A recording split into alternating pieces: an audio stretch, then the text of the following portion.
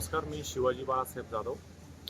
Ganesh motor driving स्कूलमध्ये आता 18वा ते 20वा दिवस आहे आणि आज गाडी शिकण्याबरोबरच गाडीची काळजी कशी घ्यायची, त्याचबरोबर गाडी शिकत असताना आपल्याला गाडीमध्ये काही अचानक बिघाड आल्यास किंवा भविष्यात ती बिघडू नये, तर त्याची काळजी कशी घ्यायची याच्यासाठी ह्युंदाई मोटर इथे वर्कशाळेमध्ये आज इथे प्रशिक्षण देण्यात आले.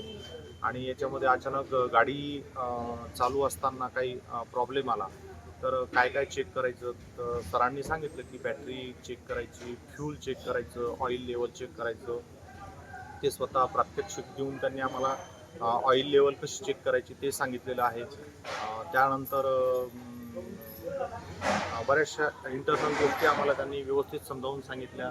त्यानंतर इकडे कार्यशाळेमध्ये आतमध्ये कलरिंग सेक्शन असेल किंवा सर्व्हिसिंग सेक्शन असेल, सर्व प्रत्यक्ष त्या ठिकाणी जाऊन आम्ही माहिती घेतलेली आहे.